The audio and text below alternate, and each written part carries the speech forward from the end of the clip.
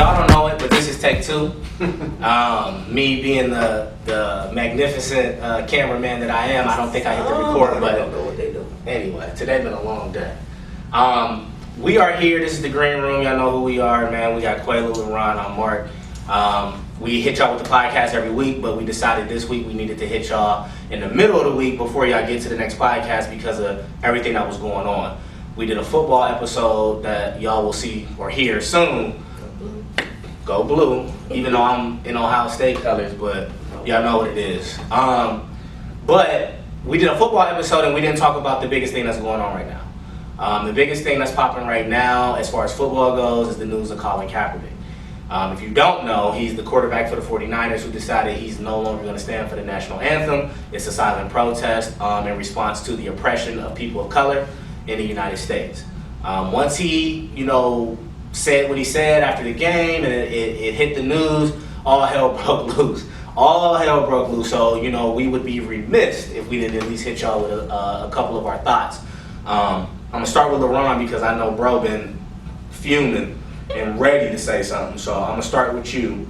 Try to make it authentic. I know first take, we didn't get it. So, but what do you think about it, man? Just in general, how do you feel about his stance that he's taking? I appreciate it. I'm 200% behind Colin Kaepernick, just off the strength that when he's getting support from the people who, the fans. Like, it bothers me more so that he's not getting barely any support from his teammates, his peers. The dude that played for the Eagles, he was supposed to do it. He said he told people like, I'm sick of sick of this. I'm going to stand up with Colin Kaepernick. Right. The next day, his agent contacts SportsCenter and tells them that he's going to recourse and he's not going to take part. I didn't know that. He's not going to take part in. I didn't know that. In the silent protest. Whack. It's crazy. That's lame. But Colin, I'm not a fan of his as a football player. Right. Like, I'm just not. But you respect. But you're right. What he's doing kind of on the field, but off the field, is way bigger than his ability. Because he's actually speaking for people who can't say shit about this and be heard about it. And that's what he's been saying the whole time. Right. That because people came out and said, you're a millionaire and you're this and you're that. He never said he was oppressed. Right. He said he's speaking for those people. Right. And then it's crazy, like, because he's a millionaire, he gets paid. Y'all paying this man to shut the fuck up and obey y'all? Is that what's going on? Like, it's just weird that nobody is actually stepping up on his level or higher and saying something. He got OGs of the NFL, Jerry Rice and Rodney Harrison and Drew Brees, Jim Harbaugh. We're gonna get to all these people that we're gonna get to them because I'm actually Ben Roethlisberger. I'm making him too. Like, he shouldn't even, like, why he even open his mouth? I'm making a list. I put it on Twitter. I said we need to make a list of everybody that we ain't fucking with. And what did I tell you? I said it's gonna be mighty long. Because everybody is on OJ status until you prove me otherwise. And that's where I want to bring you in at because we've been talking about this, and that's one of the points that you brought up because I think me and LeRon kind of on the same side. Like, yo, where are these people that's gonna stand with Kaepernick? But you saying we shouldn't even expect it. No, because when you think about these athletes, when we were growing up, there was no platform. Yeah. Most of the stuff that went on in the country, we never knew about. Like, just for instance, when we was watching the OJ, what was it, Made in America, a lot of the stuff that went on in LA, we never knew about, right? Like, we knew about Rodney King because it was a videotape and all that. But a lot of the stuff those people dealt with, we never knew about. Right. So we never knew how they felt about it. How Jerry Rice feels today, Jerry Rice could have felt 20 years ago. Probably but there was never a platform or anybody asking him his opinion. His braid up let me know. So you his braid up let me the forehead to braid ratio let you know? It's certain things, it's certain telltales that you can know how a cat stand. When you braid up like that with your you should already know. But I feel you. We shouldn't expect it, but shit, I expect it. Like I said, somebody's talent has nothing to do with their character. We always take these people, whether it's actors, athletes, musicians, and we always put them in a place where it's like, oh, well, no, they can do no wrong. And as soon as they step outside that boundary, it's like, oh, no, they could have never done this. But what I'm saying is, we don't personally know these people. Right. Like I always say, before I say anything about R. Kelly, I always start with, R. Kelly is a piece of shit. However, I feel like TP2 is some of the finest music ever assembled. It is. It definitely And you know what I'm saying? And I can respect that, but R. Kelly as a person, we all know how he is. So you can't text somebody when they're in the spotlight and say, oh, well, they should be doing something, because look at Bill Cosby now. Everybody eventually turned on Bill Cosby. But what the hell was Bill Cosby saying about young black men and how he felt about us? Now, we all know Bill Cosby did a lot of stuff for, you know what I'm saying, historic black universities and all that. But Bill Cosby wasn't rocking with young black dudes. You know what? I heard this dude talk, and he said, you know what? When it came to like rap and stuff in the 80s, our own people was the ones who didn't tolerate us in the 80s and 90s. They was the ones steamrolling our music.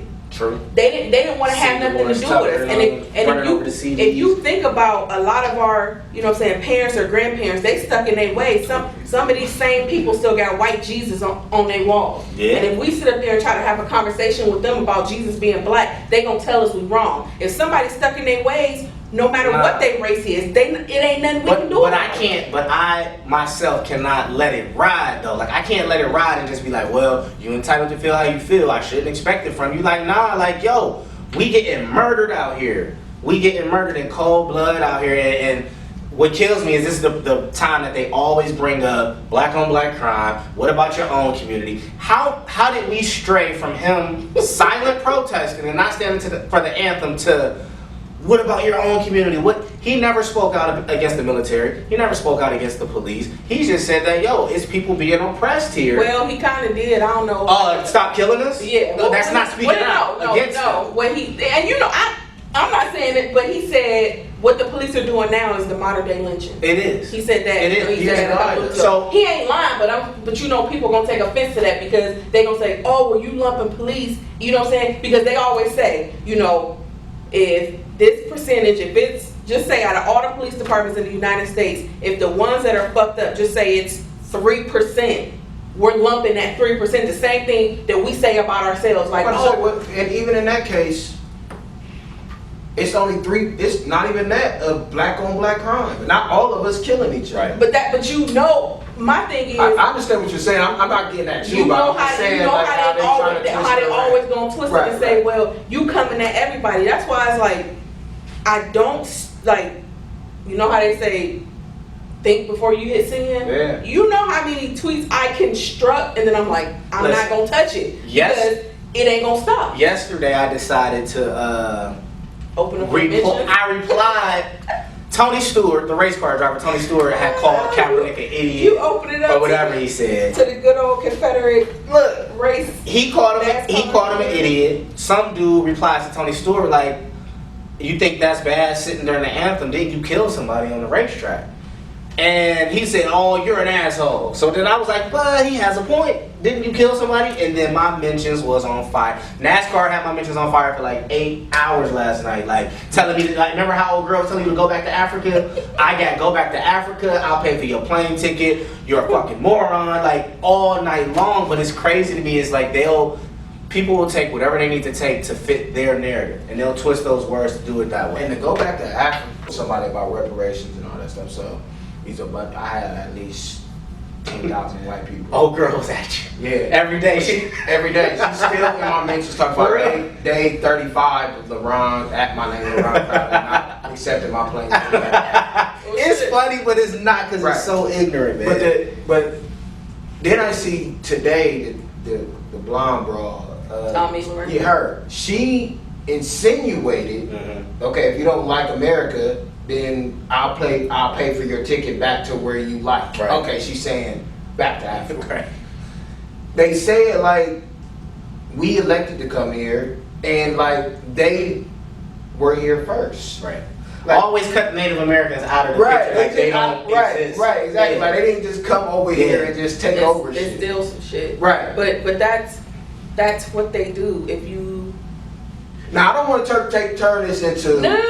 bash white people. No. And I get that. I'm just I saying. just want the white people that do listen to us and that I know. I'm not trying to turn this into a the ones that are racist has this sense of entitlement, like, for one, that we're not even human, and for two, why are you even here? Right. So it's like they want us to go back to Africa because they feel like we shouldn't be a part of their American dream.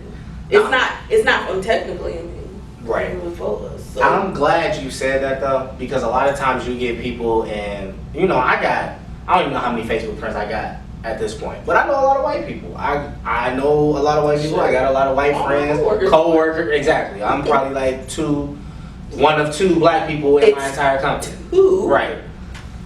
So my whole department. So I get it. I don't want, and I'm glad you said that. I don't want people to think that this is like, let's take the time and bash white people or bash people. I'm talking specifically to the people who were in my mentions yesterday on Twitter that told me to go back to Africa.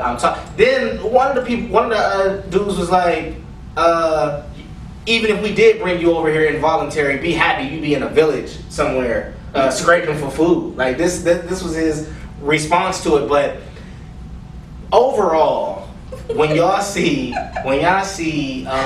people twist that shit is insane. When y'all see people twist the words, like that's what infuriates me the most, is when they like twist his words or twist it to fit how they want it to be, because it's like, yo, he's not doing anything. He's well within his right to do that. Right. If he wants to sit during the anthem, nobody. He like this is. They want niggas to just go around tearing up shit and look, blow people's head off. And that's the crazy thing. When Ferguson erupted, when Baltimore popped off, what was it? Find a way to be peaceful. We understand your plight. Hey, what's more peaceful? Nothing is more peaceful. I'm gonna tell y'all right now. Nothing more peaceful than that. If I was a mother and my child was killed by police or whoever in a way that was unjust and they didn't do nothing wrong, I ain't getting on TV and telling people to be peaceful. Nah. Period. Nah. Like, they ain't gonna want to. I be all type of fools, because I'm gonna be like, look, whatever y'all want to do it. I ain't telling y'all not to do it. I told that, don't do it, and man, fuck all that. I told my family that. I'm like, if I ever go out in that type of fashion, don't get on there and start talking that we need calm and peace. Go fuck something up. But for real. At the same time, when you think about us as black people, it's like we're almost, especially when it comes to the Bible and religion and all that. Look at everything that happened in Charleston. That boy whose mother was killed gets on TV and says, that was sad. I forgive Dylan Bruce. That was sad. And it's like, what are you forgiving this man for? They said, I think it was Farrakhan, and I don't want to misquote, but said something like, we always quick to forgive. Like, why are we forgiving? Listen, overall, forgiveness, overall, you have to look at it like this. You got to put it in perspective. Forgiveness is something that we all should practice. It's something that you should have in your heart, because without it, you cold. But when you go out in public and you make that statement and you say, I forgive this person and all that, that feeds into the, hey, look, his mom got killed by Dylan Roof. He's willing to forgive. So why are y'all out here doing what y'all doing? So it kind of negates. I understand that part. This is where the line kind of gets blurry with religion, is faith, and spirituality. With when people go on there and do that, it becomes more about their spirit. It's not even about what's going on down here. Like there are Christians that really feel like you have to forgive to get to heaven. You have to forgive and receive forgiveness. Do that in here though. Don't get in front of the camera. But that's the same way how Colin Kaepernick has gotten up on the big stage and showing people, like, this is how you do it. These Christians are doing that. Like, this is the stage for me to show Jesus is my Savior. He forgives me for my sins. I'm going to forgive this man and show people that I'm the bigger. And that God is in me and that there is good. And I'm going to that's where the blur. Now, somebody who's not aligned, even if it's this much not aligned to Christianity, they're not going to feel that way. They're going to feel like, okay, you know what? I don't know about this forgiveness shit and on something as extreme as this. But somebody who it's different because when the dude Dylan Roof or whatever he did that, and then the I think it was the son that got on there. Yeah, his mom. I guess. So he got on there when he got on there and said that. I understood it. I didn't feel like, since he forgiven, why can't I forgive him? Right. Because I wasn't in that situation, but he's not young. That church felt the same way. But it doesn't help further the agenda of putting race where it needs to be in America under a spotlight to have it honest. See, when you go on and you say I forgive, people want to take it to the next step and forget. You can't do that because we'll never have an honest conversation about it at all. We're never going to have an honest conversation regardless. And that is it's why nothing that we can do about us here fixing racism. As long as we here are on this soil in America, there's nothing we can do about it. And that is why I choose to almost separate myself, because like I said before, religion and politics, those two things, people are going to die for religion and politics. So you know how we feel this way right now. And the one thing that makes me mad, and you know, we had our little, like, you know, we went back and forth with the podcast. It's like logic to me. So something that you feel strongly about, this just as strong as we feel about, y'all see what y'all doing, like it's logic to us, and we like, why can't y'all understand it? It's the same way people feel about hating us. Yeah. So there's absolutely nothing that we can do about it. And not only that, and I guess I'm playing devil's advocate for a second, and trust me, what I'm about to say is not like I agree with it, but we have to play devil's advocate. If we want to support Colin Kaepernick for saying, okay, I don't want to stand in him, you know, exercising his right to freedom of speech, the same way people say fucked up shit about black people, that is their right. We ain't gotta like it, but that's their right. That way, but this is the thing. This is where it gets. You know how you hear people say black people can't be racist, because you'll hear a white person say, "Yo, you just as racist," and they say black people can't be. I don't get into that.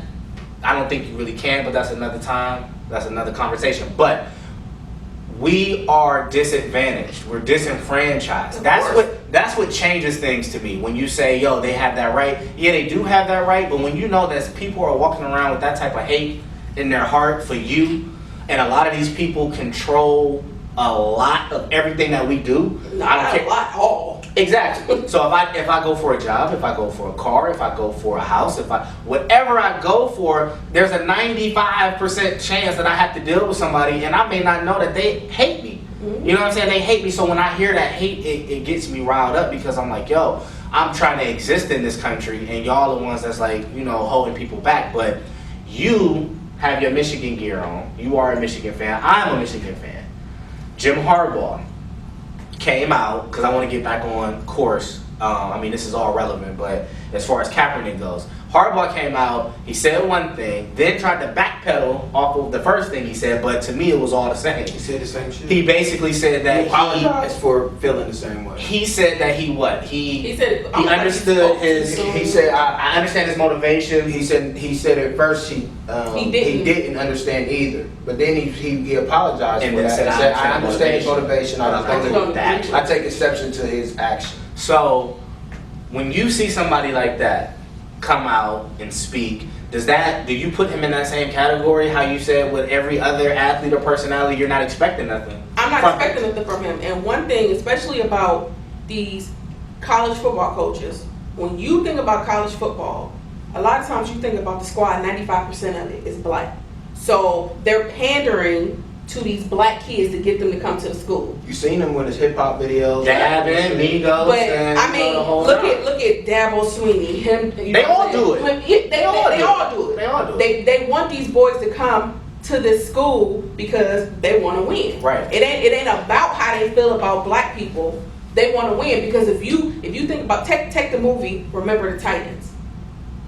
You know how they felt about the school being integrated and all that, but as the movie goes on and the boys start winning, they don't matter. They still don't like black people, but it's like, oh, well, they're okay because they're winning. Right. So I feel like a lot of these coaches, they don't even like these players. And we all know that it's a business because these coaches will be pissed when these boys get up and declare for the draft, but these are the same coaches that'll go take a job at another college or in the NFL. It's business. So it's all business. So how do you think the players are, or do you think it's going to affect? But that's the problem, is when you talk about the college coaches pandering to these players and bring them in for recruiting. But what Harbaugh showed with that comment is he doesn't care about what happens when these boys are off the field. When they're not on the field, they have to deal with these things, and if they don't have somebody that's supposed to be like a father figure to them, Which that's what they push when they go to right. I'm going to take care of you. I'm going to make sure you're fine. But when you're not in pads and in your helmet, you somebody that when he sees you out in the street, he gonna lock his door on you. Yeah. Like it's that. And that's the but that's just the reality. That's the reality, and I feel like that's how it is with all, like, not even college, like It's the NFL in general. Right. Like, these coaches don't like these dudes. These dudes is the reason why they're getting paid, and because they're doing something to benefit them, they're okay. Right. And if you think somebody like Urban Meyer or Dabo Swinney or Jim Harbaugh, Nick or Saban, or Les Miles, Dan Tony, any like of these people are not telling their players right now, you better not stand up and you stay clear away from this. Don't bring that attention to us. Well, college is different because in the NFL, even though you may have endorsements and the team and all that, college is totally, completely different. You really can't have a mind of your own in college. Right. Like, a lot of these dudes ain't even allowed to have Twitter accounts.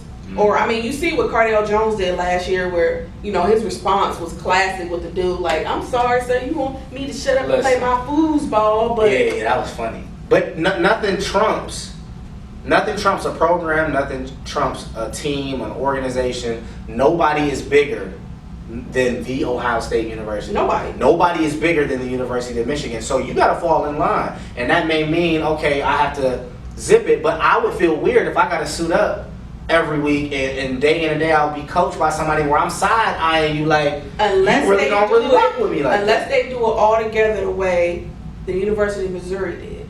The way those players boycotted because the guy went on a hunger strike and was like, until That was major. who was it? Was it the dean or until he resigns, I'm not gonna eat. Yeah, right. And so all the players, they got on board, and it was black and white players, and the coach gets on board too. Now at the end of the season, all of a sudden this coach is battling cancer, and he got to resign. To me, that felt like... They put the pressure on him. To me, that felt like because he got behind his players, because what can he do? Listen. And then you lose any... Basically, what they say about anything, until you start hitting people where it hurts, meaning money, black people are the biggest consumers in the United States. And whenever somebody tries to put something together and say, oh, well, hey, don't shop at Target this weekend, it's going to be plenty of people like, well, shit, I got to go get this, and this. Look. It's not going to... I had got the text message and it was like, yo, don't share this on social media, whatever, we gonna boycott these certain stores on these days. The next morning I woke up and it was all on Facebook, like black people posting it like, I ain't listening to this shit and I need to go to Target and to keep it real, we need to, and it's just like, we can never come together for a common goal. And like you said, the power's in the numbers. Like you said, it took a whole team for them to do that in Missouri. And that hit them where it hurts, which was their pocket. Because had they not played that game, they would have lost out on millions of dollars. And don't nobody want to lose out on that much money. But that's what needs to happen with Colin. Like, one person doing it is allowing these people to crucify him publicly for doing something that every black man in that league needs to be doing. And not even just black people. There are white people who are doing it too, because they feel this. There's some white people that feel the same exact way. Old girl that you had mentioned, the one that's always talking crazy. Yeah. So it was her, and then it was another reporter. I want to say she was out of Boston, but she had put up a picture of Pat Tillman. Pat Tillman was the one that got killed, that played for Arizona, who got hit on the low by the friendly fire. That was a whole thing. But she put that out there, and she was like, he died for you to be able to be in this great country and all that. And then later on, you see, I think it was dude Sean King put a picture up of a vet who served with Tillman, and he like, I'm with Kaepernick. Like, I'm rocking with Kaepernick. Mm-hmm. Right. Yeah. You know what I'm saying? So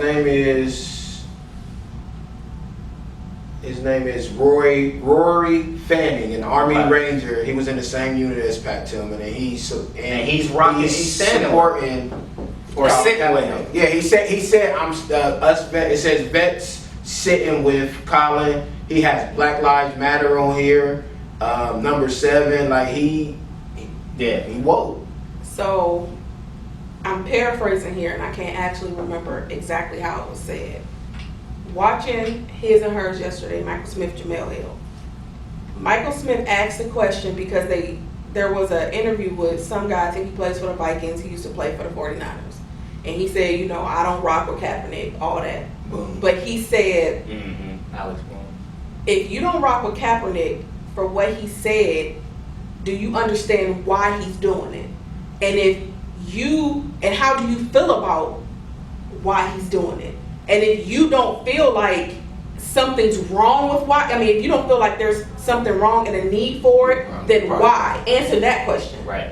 Answer the question of the reason why he's doing it. Take out veterans and start ask the question of why he's doing They it. scared It to do should that. not have never. They're scared to do that. Alex Boone, who said he didn't, used to play with Kaepernick, but he said he couldn't respect that. And you said on His and Hers, they basically said, "Can you understand why?" Yeah. That's what people who feel that way. That's what they're scared of the most. It's way easier to bring up Black Lives Matter as a terrorist group. You're saying you hate the police. You're shitting on the military. It's easier to put those flashpoints out there because they hot and it gets people riled up. Nobody wants to strip racism down to its bare minimum and really discuss it. And that's my problem with all of these people reacting. Like, we got Rodney Harrison, Jerry Rice. Jerry Rice started his tweet off with "All lives matter," Right. blah blah blah blah blah. And man, listen, Lord. I put up on Twitter last night. I was like, damn, I hate to see Jerry go down like that. I said, so who the Jerry we acknowledge now? Who the only Jerry we? Because I'm done with him. I'm done with him. I mean, I'm done. And Cam Newton was my favorite player last year. I'm done with Cam. for someone who Victor went through Cruz. all the Especially scrutiny Cam. he Especially went through Cam. last Bruh. year, with you just because you dabbing at people, oh, he's a gang member, and we had his back. I took my daughter to the game, and I'm like, we had his what does back. that have to do with anything? Ben fucking Roethlisberger had the audacity Ben, the panty snatcher, to say anything. Like, it's some people. the coochie crush. It's just some people that just don't need to say nothing. Just be Like, you quiet. just need to be quiet. Just Don't be even quiet. say nothing. Like, you don't have the history at all Yeah. to even speak on this. I think I would rather don't say nothing, but I said something about Remember the Titans earlier. If you remember a scene in the movie after they won the game, the dude Sunshine like, oh, well, I want to pay for us to get some food. Yeah. And they like, nah, they don't want us in there. They go in there, you know what I'm saying, the man say what he say to him, they come outside, they get pissed. And he like, man, I ain't know. He like, because you don't want to know. Exactly. The thing is, you can be blind to it because you don't want to know. So It's easier that way. It's easier for me to live that way. It's easier to be blind to it because it's like when you actually think about it, it's like, damn, like this stuff is really fucked up. But as long as you keep the blinders on and you have tunnel vision for certain stuff, it's like you ain't got to deal with it. Right, and the one thing that I did pick up from this is, like I don't know if I got it in this tape, but Colin Kaepernick, this whole situation, he's brought out so much. He's shined light on so many people that you would not even have imagined they felt a certain way. And then he already also opened up the dialogue with this national anthem. Francis Scott Keys was a slave owner. Yeah. He wrote That third in the third verse. That's why the Pledge of Allegiance. Look. I've been on a tirade about fuck the national anthem and fuck the Pledge of Allegiance. I mean, how do you expect a people to fall in line with the patriotism of America when it that can't song, include us. the song, exactly, when that song was written, when the pledge was written, the Bill of Rights, the Constitution, we weren't even considered a whole person. So how do you expect me to fall in line? Right. And all these years later, people want to pretend that this stuff no longer exists, but it's like, Right. yo, my grandparents lived through Jim Crow. My mom and my dad was born before the voting right and the Civil Rights Act had even been signed. So we're not that far removed like people would want you to think. They want you to That's what Stan Everett was saying on his shout out to Stan from ESPN because he eloquently put it. And on like national TV, he let them know like. But it's real though. Right. You had soldiers coming back from World War II who couldn't get a job, who couldn't, who wasn't afforded exactly. It's homeless ones. Now it's systemic. You can't have this out in person on the front line anymore. You can't have blatant racism in the country anymore. So now it just moved and it went into the corporate world and it went into the housing and it went into all these things that you need to be a productive citizen. This is where it lies now. It's not over. I know y'all think it's over, but it's not over. You know what we need? We need Don Cheadle, Samuel L. Jackson, and John Legend to just rewrite a national anthem for us. It's gonna be a whole bunch of fucks in there. Alright, whatever they gotta do. We need y'all to come up with a national anthem for us, so we can have something we can stand up for. If nothing else came from it, the back and forth, and essentially Colin Kaepernick, because he's not playing well, he could have just put the nail in his own coffin. He might have. Because we don't know. Because he's not playing well, so the 49ers can just cut him. Yeah, they already know. But Mike Tomlin to take him. But what everybody say is, and this is why I go back to character. A lot of these players do a lot of shit that I remember when Ray Rice, that whole situation with him, there was people outside that stadium, women, rocking Ray Rice jersey and saying that they championed for him. You know why? Because they wanted that team to win. Right. If Colin Kaepernick, if this was the year they went I wanted him back. If this was the year they went to the Super Bowl, if this was a Colin Kaepernick from 4 years ago, the team we beat, and they were good, it would have been. and he still said this, a lot of it would have been brushed under the rug. You're only as good. I mean, like it's really what have you done for us lately? So Always. he could have put the nail in his coffin. That's what sports is. What have you done for me? And technically, maybe he might feel like shit. I don't even want to play no more. Nah, I don't think he. This nigga is like Mike Vick. It's a lot of motherfuckers that probably should not be around that are. He'll find another gig. Nah, you can't put him in the same. Yeah, Mike Vick is old. Colin Kaepernick ain't even 30. Right, but he's still like. I mean, I just don't. He gonna play. You can put him in that RG3. He lane. just right now. He's he's at a crossroad right now, and that's even where people want to bring up so I wonder what his motivation is. Maybe he's trying to get some kind of spotlight. I don't give a fuck what his intention was. Even if it is selfish, if he's trying to get his name out there, it does not matter. It does not matter because he's doing something that needs to at least be seen. Let's stop straying away from the the point of what he's doing. What he's doing. Like it's dope because he's a hero. Like I used to think Jerry Rice, Deion Sanders, and all these other players that actually downplaying the situation were heroes. Right. These are not heroes. Because you only knew what they did on the field, and that's what I said. Their character never showed up. We don't know their character. This is the thing that Colin Kaepernick is showing is his character, and he is somebody that needs to be respected and looked up to, at least by our community. Right. Well, Colin, the Green Room, we rocking with you, bro. Do what you feel like you need to do. The OG Jim Brown gave you that cosign. There's a lot of other people that standing with you. So keep doing your thing, man. We gonna get this out to you. Hopefully y'all gonna see this ASAP, so y'all can, chime in, let us know. Make sure y'all hit us up at the Green Room, the Green Room Pod 3 at gmail.com if y'all wanna ask us any questions. We're gonna keep that content coming for y'all. We appreciate everybody. Make sure y'all go on iTunes, search us, and make sure that you subscribe, rate, give us honest feedback, man. Let us know what you like, what you don't like. I appreciate y'all coming and doing this real quick. Everybody got jobs and responsibility. Well, you say you ain't got no responsibility. Ain't got no responsibility. But this is the Green Room, man. Like I said, we don't know what we're gonna call this yet, but help us. If y'all got any ideas, let us know. So it's Mark G. I got my guy LeRon. Hot takes. Quayla, go blue. We up out of here, man. Not hot takes, nigga. You said hot cakes. I thought that's what you said. Hot cakes. And sausage?